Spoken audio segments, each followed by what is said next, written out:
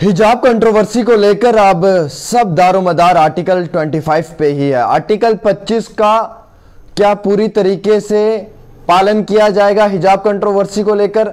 सबसे बड़ा सवालिया निशान कि कल के रोज भी कर्नाटका हाईकोर्ट के अंदर गर्मा गर्म बहस हुई और जिसमें कि जो बच्चियों का लॉयर था, लॉयर का नाम बता देना चाहता हूं मैं, देवदत्त कामत, और उनकी जानिब से कहा गया कि गवर्नमेंट ऑफ इंडिया जो है वो आर्टिकल 25 के आदेश के खिलाफ कर रही है।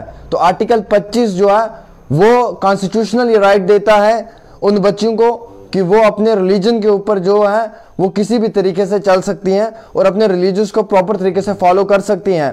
हालांकि योगी आदित्यनाथ का बयान, और योगी आदित्यनाथ ने यह कहा कि शरीयत और इस्लाम को मद्देनजर नहीं रखा जाएगा बल्कि कॉन्स्टिट्यूशन को रखा जाएगा। तो मैं यही सवाल योगी आदित्यनाथ से भी करूंगा कि कॉन्स्टिट्यूशन को अगर मद्देनजर रखा जाता है तो फिर आपको भी चाहिए साहब कि जब आप जाते हैं असेंबली में तो वहां पर आप भी वही ड्रेस कोड पहन कर जाएं जो बाकी सब पहन कर जाते हैं।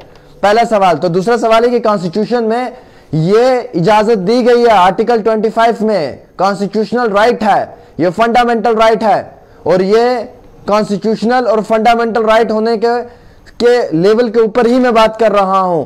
मैं आप ही की बात को मान लेता हूं। आप कहते हैं शरीयत और इस्लाम को नहीं बल्कि कॉन्स्टिट्यूशन को देखना पड़ेगा, संविधान को, जो उनका अधिकार है वो उन्हें मिलना चाहिए। तो कॉन्स्टिट्यूशनल राइट है ना, आर्टिकल 25A में लिखा हुआ है, पढ़ लेना आप।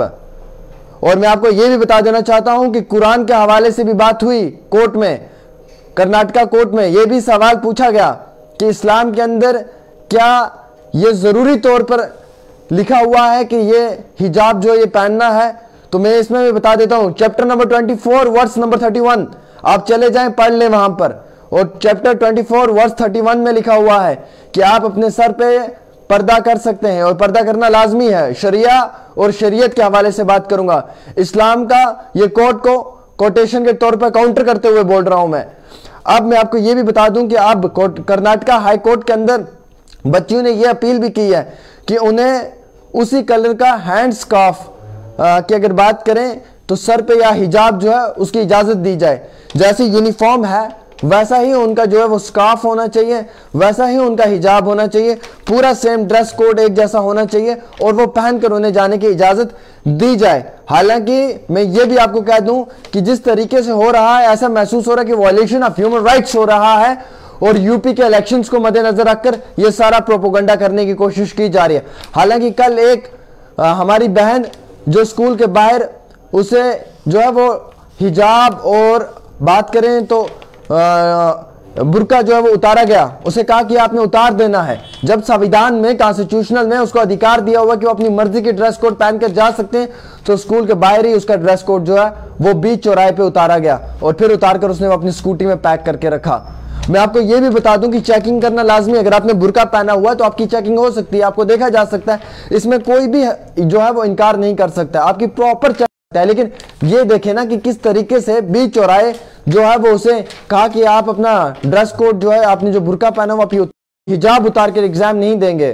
तो उन बच्चियों ने हिजाब उतार कर एग्जाम देना पसंद नहीं किया बल्कि वॉकआउट करना पसंद किया। अब ये भी समझ लें कि उन्होंने कहा हिजाब हमारे लिए बहुत इंपॉर्टेंट है एज कंपेरिजन टू हम अगर बात करें बाकी दलीलों के। और यहां पर मैं आपको एक बात और भी कहना चाहूंगा कि कर्नाटका हाई कोर्ट के अंदर आज भी सुनवाई होगी, आज के रोज भी जो है वो बहस देखने को मिलेगी। कल के रोज गर्मा गर्म बहस हुई है, जो लड़कियों का यानी कि जिन बच्चियों ने ये हाई कोर्ट के अंदर अपनी दायर अर्जी की थी, उनके जो वकील हैं देवदत्त कामत उनकी जानिब से और जो वहां के जज साहब हैं उनकी तरफ से। लेकिन उन्होंने ये भी कहा कि आर्टिकल 25 जो है वो उनका एक बड़ा राइट है। क्या government of India article 25A के आदेश के खिलाफ वर्जी कर रही है? यह भी एक बड़ा सवालिया निशान था।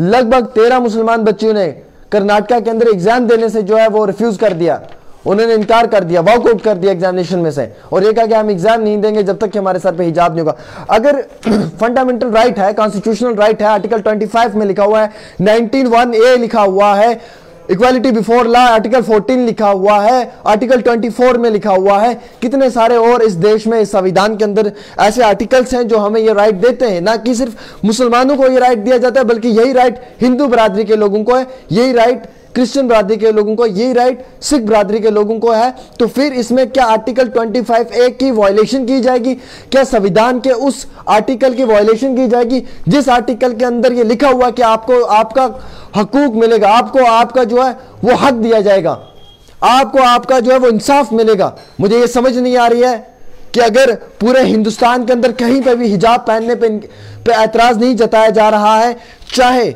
वो अगर बात करें हम हिंदुस्तान की कोई भी रियासत हो, कोई भी यूनियन टेरिटरी हो, फिर कर्नाटका के अंदर ही ऐसा क्यों है? ऐसा तो नहीं यूपी के इलेक्शंस हैं और यूपी के इलेक्शंस के अंदर इस बार हिंदू मुसलमान का प्रोपोगंडा नहीं मिला, तो इस बार जो है वो हिजाब का प्रोपोगंडा किया जाएगा और यूपी के इलेक्शंस में इनडायरेक्टली उनको सपोर्ट करने की कोशिश की जाएगी। एक सवालिया निशान तो यह भी रहता है सबसे बड़ा कि अगर हमारे संविधान में, हमारे कॉन्स्टिट्यूशन में अगर हमारी बेटियों को यह अधिकार दिया, उनके फंडामेंटल राइट है, तो फिर उनसे छीनने की क्यों बात की जा रही? अब सारी बातें जो हैं वो आर्टिकल 25A के ऊपर ही रह गई हैं, आर्टिकल 25 के ऊपर ही बात होगी।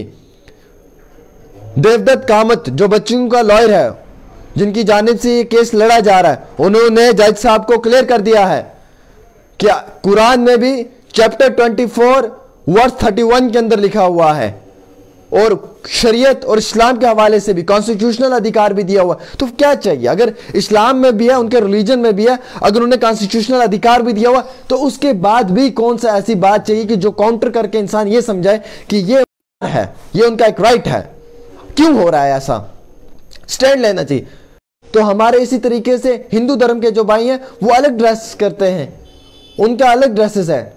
मुसलमान का अगर सफेद कफन है तो हिंदू भाई का जो है वो भगवा कलर का, उनका भी अपना रंग है। तो हर रिलीजन में अगर उन्हें उनका अधिकार दिया हुआ, तो फिर कर्नाटका के अंदर मुसलमान बच्चों को ही टारगेट क्यों किया जा रहा है? इनडायरेक्टली यूपी इलेक्शंस को लेकर इस तरीके का प्रोपोगंडा करना। तो अगर कॉन्स्टिट्यूशनल अधिकार है तो वो उन्हें मिलना चाहिए और वो उन्हें मिलकर ही रहना चाहिए।